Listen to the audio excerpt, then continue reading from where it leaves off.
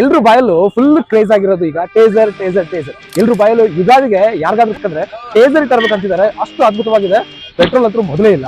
ಅದರಲ್ಲೂ electrical bike charge ಮಾಡಿದ್ರೆ ಇಷ್ಟು ಅದ್ಭುತವಾಗಿ ಓಡುತ್ತಂದ್ರೆ ಕಾರಲ್ಲಿ ಹೋಗೋ ಫೀಲ್ ಬರುತ್ತೆ. ಟೇಸರ್ ನ ಎಷ್ಟು ಖುಷಿ ಇದೆ ಅಂದ್ರೆ ಜನ ಬರೀ ಟ್ರೈಲ್ ನೋಡ್ತಿದ್ದಾರೆ. ಟ್ರೈಲ್ ನೋಡೋದ್ರಲ್ಲಿ ಖಂಡಿತವಾಗ್ಲೂ ನಾನೊಂದು ಬುಕ್ ಮಾಡ್ತೀನಿ ಅಂತಿದ್ದಾರೆ.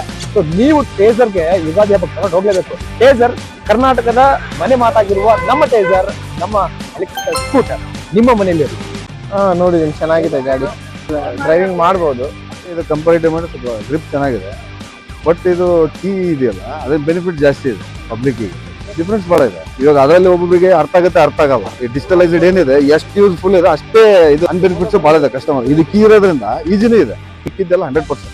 ಅದ್ರ ಬಗ್ಗೆ ಏನು ಮಾತಾಡಂಗಿಲ್ಲ. ನಾನು ಟಾಪ್ ಸ್ಪೀಡ್ 50-60 ಹೋದ. ಇವಾಗ ಎಲ್ಲೂ ನಾನು ನಾರ್ಮಲ್ ನಾನು ಸ್ಕೂಟಿ ಹೊಡಿತೀನಿ, ಇವಾಗ ಪೆಟ್ರೋಲ್ ಹೊಡಿತೀನಿ, ಅದೇ ಫೀಲ್ ಬಂತು. ಬೇರೆ ಫೀಲ್ ಏನಿಲ್ಲ. 100% ತಗೋಬಹುದು, ಅದ್ರಲ್ಲೇನು ತೊಂದರೆ ಇಲ್ಲ. ಇದು ಒಂದು ಹೊಸ ಅನುಭವ ನಮಗೆ. ಯಾಕೆ ಲೋಕಲ್ ಅಲ್ಲಿ ಈ ಒಂದು ಬ್ರ್ಯಾಂಡ್ ತಂದಿರೋದು ಬಹಳ ಖುಷಿಯಾಗಿದೆ. ಈಗ ಈ ಗಾಡಿ ನೋಡಿದ ಮೇಲೆ ತೆಗೆದುಕೊಂಡು ಓಡಾಡ್ಬೇಕು ಅನ್ಸುತ್ತೆ. ಕಂಫರ್ಟ್ ಇದೆ ಸೀಟ್ ಎಲ್ಲ, ಆಮೇಲೆ ಸೌಂಡ್ ಸ್ಮೂತ್ ಇದೆ. ಒಳ್ಳೆ ಬಜೆಟ್ ಅಲ್ಲಿ ಒಂದು ಒಳ್ಳೆ ಅನುಕೂಲ, ಸ್ಮೂತ್ ಆಗಿದೆ. ಆಮೇಲೆ ಒಳ್ಳೆ ಸೌಂಡ್ಲೆಸ್ ಬಾರ್ ಇದೆ ಗಾಡಿ. ಆಮೇಲೆ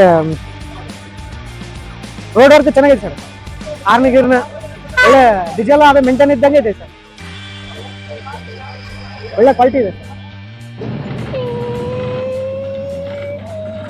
ಚೆನ್ನಾಗಿದೆ.